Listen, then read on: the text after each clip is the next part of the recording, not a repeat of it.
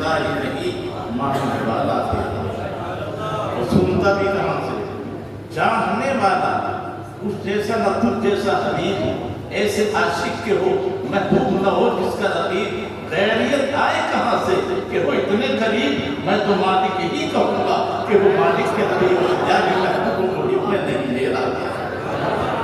ایک بار محبوب کے ساتھ روشی پڑھیے صلی اللہ علیہ وسلم، وعلیہ صلی اللہ علیہ وسلم نے کیا اللہ تھوڑی دیر کے لیے بھی حاضر ہیں، اسے پیش ہوا اپنی کافی بیانات سماعت کیے۔ یاد رکھیے کہ اللہ تبارک و تعالیٰ کی عادت کریمہ کہ جب جب انسان بھٹکا ہے اس کی ہدایت کے لیے انبیاء کرام بھیجے۔ یہ بھی ذہن میں رکھیں جس دور میں جو فتنہ زیادہ تھا آنے والا اس پہ مہارت تامہ حاصل ہے۔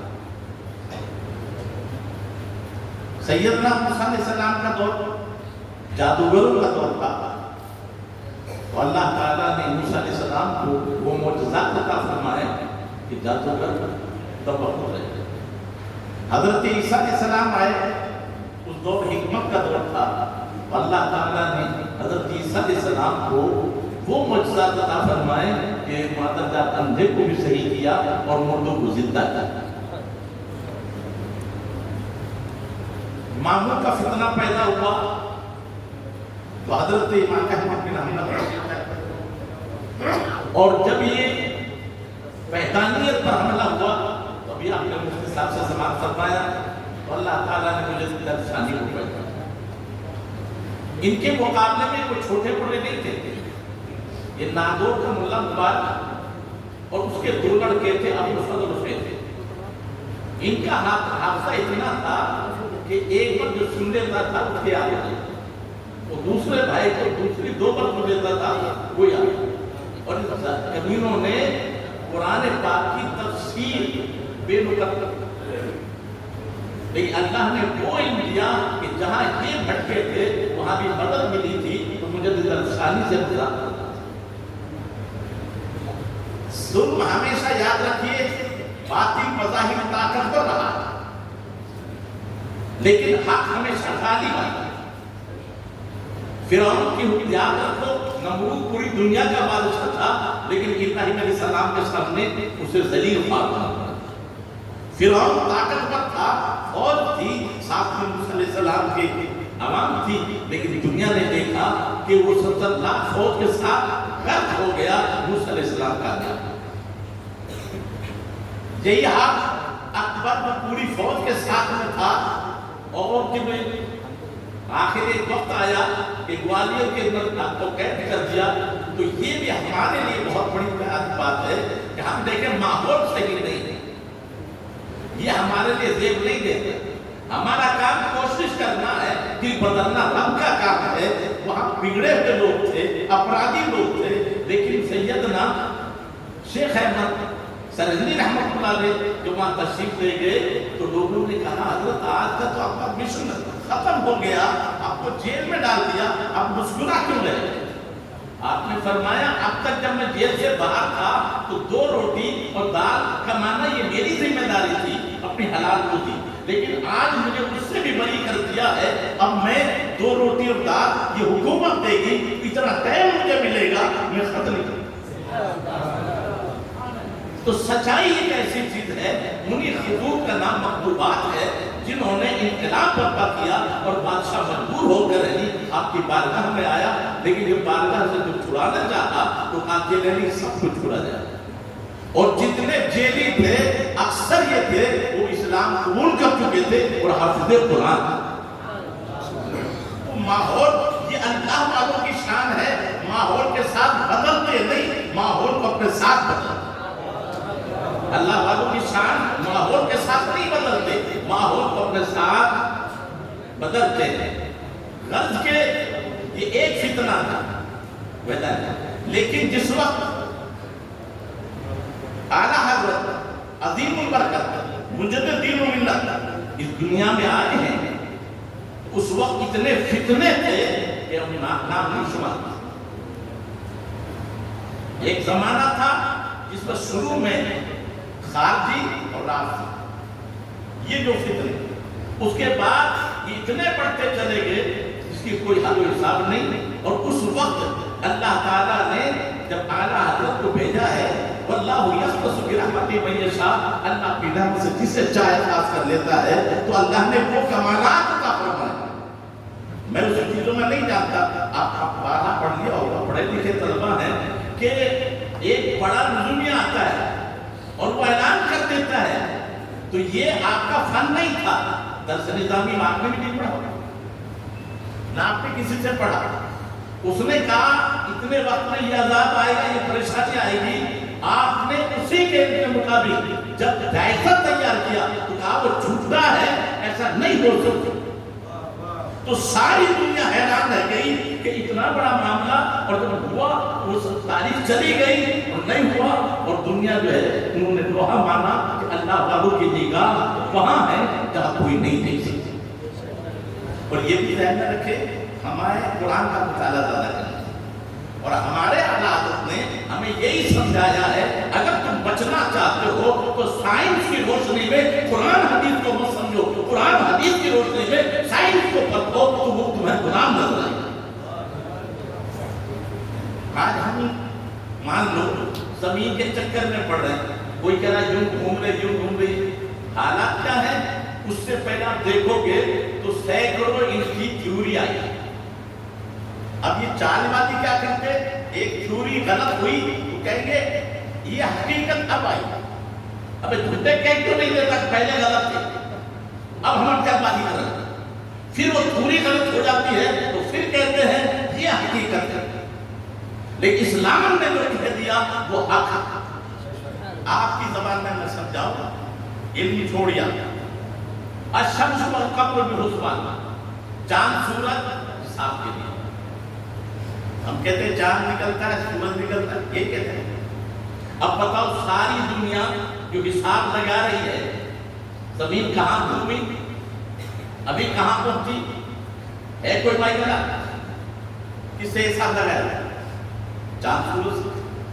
تو قرآن نے کیا جو کہا آج بھی سب تک کا حساب چاند سورج. قرآن نے اصحاب کہف کے بارے میں فرمایا وہ 300 سال رکے، وزدادوا 9 نو زیادہ کریں. اس وقت کے لوگوں نے کہا یہ عربی ہے، یا تو یوں کہا جاتا 300 سال یا 309 سال. تو جواب دیا گیا تمہیں قرآن کی عظمت کا پتہ نہیں ہے.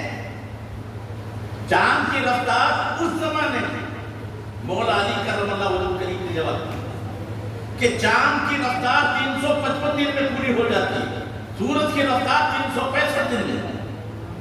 تو چاند کے حساب سے 355 دن، تو سورج کے حساب سے تو سورج اور چاند میں کتنا دن فرق ہو گیا؟ 10 دن. تو 3 مہینے 3 سال میں 1 مہینے کا فرق ہو گیا. ہندوؤں کے جو مہینہ چلتے ہیں ہندی مہینہ، یہ مہینہ چاند سے ہے پورنما، اور ان کا 7 سورج سے. تو یہ ہر 3 سال میں 13 ماسی مہینہ کر دیتے. 2 ماس 2 بھادو کر لیں گے، 2 ساون کر لیں گے. جو 1 سال بڑھا ہے 1 مہینہ وہ پیچھے کھڑ جائے، اور چیت بیساکھ گرمیوں میں آئے، 60 ساون برسات میں. تو اب بتا سب کے حساب چاند اور سورج.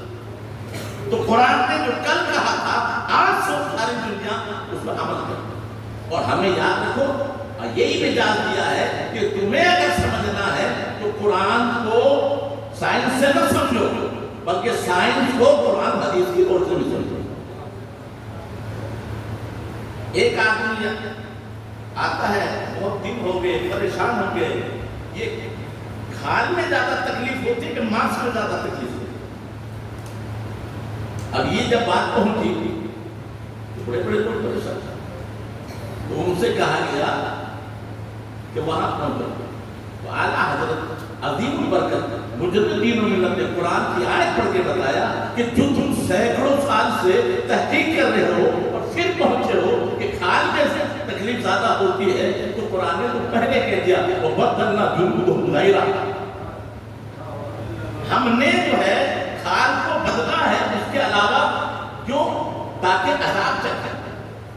تو کھال میں عذاب زیادہ تکلیف زیادہ ہوتی ہے یہ قرآن نے 1400 سال پہلے بتا دیا، اور یہاں اس کو سمجھنے کے لیے سینکڑوں سال لگے، اور پھر بھی یقین. تو یقیناً جانے کہ قرآن اور حدیث سائنس کی محتاج نہیں، سائنس قرآن اور حدیث کی محتاج. تو ایسے فطروں کے وقت میں اللہ تعالیٰ نے اعلیٰ حضرت عظیم البرکت مجد الدین و ملت کو اتنی خوبیاں عطا فرمائی تھی کہ ہر ایک کا جواب موقع پر آپ نے عطا کرا. یہ بڑا احسان ہے. لیکن سب سے زیادہ جو فتنے تھے دین کے، ان میں آپ نے جوابات دیے. ان میں سے تفصیل میں نہیں جا سکتا، لیکن میں آپ کو ایک مجاز دوں، اپنے طور سے آپ سمجھے. قرآن کے اندر بھی ہیرا پھیری کی. آپ جب اپنے اساتذہ سے دیکھو گے تو سینکڑوں ترجمہ پہلے ہوئے، فارسی میں بھی، اردو میں بھی، اور زبانوں میں بھی، لیکن کسی میں بھی نبی کا ترجمہ کسی نے نہیں. یا ایھا النبی، اے نبی، ترجمہ نہیں کیا. لیکن بریلی کے تاجدار جب یہاں آتے ہیں تو آپ نے فرمایا لوگو یا موسیٰ یا عیسیٰ ترجمہ نہ کرو، یہ نام ہے، یہ تو ڈگری ہے، اس کا تو ترجمہ کرو. تو آپ نے ترجمہ کیا اے غیب کی خبریں دینے. تو جو نبی کا ترجمہ نہیں کر سکتا وہ نبی کا ترجمان بھی نہیں. اعلیٰ حضرت عظیم البرکت نے سب سے پہلے اس کا ترجمہ کیا اے غیب کی خبریں دینے. اب آپ بہت آسانی کے ساتھ میں آپ کو سمجھاؤں. بسم اللہ الرحمن الرحیم سب پڑھتے ہیں، اور جو یہاں بچے ہیں جانتے ہیں کہ لفظوں میں جملہ خبریہ ہے، معنی انشاء ہے. لیکن میں جو آپ کو آسانی سے سمجھاؤں، اب دیکھیے ترجمہ کتنے بھی انہیں دیکھو. شروع کرتا ہوں میں اللہ کا. کتنا بڑا دھکا ہے. ابے شروع تو شروع سے کر رہا ہے. دوسرا نمبر کرتا ہوں. تیسرا نمبر میں 3 چیزیں ہیں، سب تو آپ نے لے لے. اور چوتھے نمبر پہ اللہ تعالیٰ سے جھوٹ بول رہا ہے. شروع کرتا ہوں میں اللہ کے نام، سب کا ترجمہ ہے. لیکن آپ عورت کہیں گے تو شروع کرتی ہوں، تو کیا لکھے کرتا یا کرتے؟ بریلی کے تاجدار نے کتنا پیارا ترجمہ کیا. اللہ کے نام سے شروع. سب سے پہلے جو چیز ہے وہ اللہ کے نام سے شروع. میں ہوتا کون کرنے والا؟ جب میں نہیں تھا تب بھی شروع کا، نہیں رہوں گا تب بھی شروع.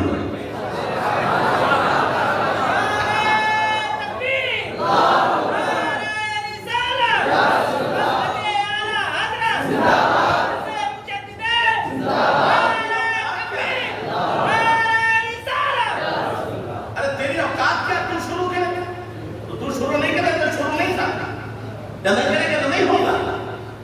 تو بریلی کے تاجدار نے سارا جھگڑا ختم کر دیا. اللہ کے نام سے شروع کرتا ہوں، کرتی کہ جھگڑا ہی نہیں. اللہ کے نام سے جو بہت مہربان رحمت والا. یہ نہایت بھی غلط. یہ جب سے اشاعت الاسلام میں گڑبڑی ہوئی ہے تب سے ترجمہ ہونا اعلیٰ حضرت ترجمہ میں نہایت نہیں. اللہ کے نام سے شروع جو بہت مہربان رحمت والا، اس کی کوئی بھی خوبی انتہا سے بات. اب چلیں آگے. اہدنا الصراط المستقیم. باقی اختلاف نہیں، جو میں آپ کی سمجھ میں آ جائے. اب ایک ترجمہ کر رہا ہے دکھلا دیجیے ہمیں سیدھا راستہ.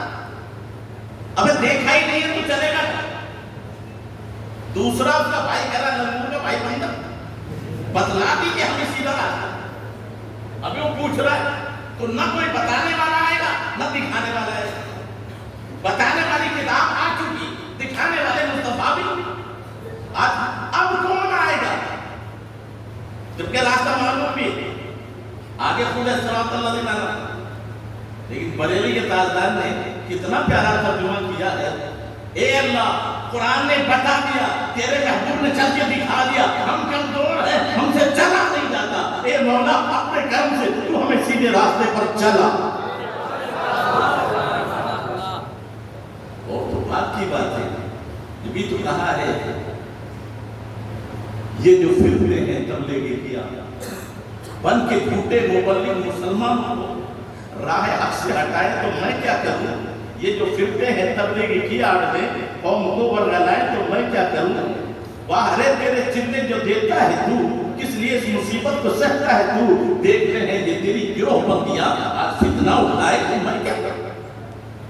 دیکھنے میں تو چہرہ مسلمان تھا، دیکھنے میں تو چہرہ مسلمان سا، قلب اندر سے دیکھو تو شیطان کا، یہ سمجھتے نہیں رتبہ قرآن کا، الٹا مطلب بتائے تو میں کیا کروں؟ اس کی ایک بات بڑے اختلاف آپ نے پڑھ لیے، ان کو آپ نہیں پڑھ پائے ہیں، انہوں نے صحابات کا حالات مکہ پور پہ میں نہیں جاتا پہلے ہی پارے میں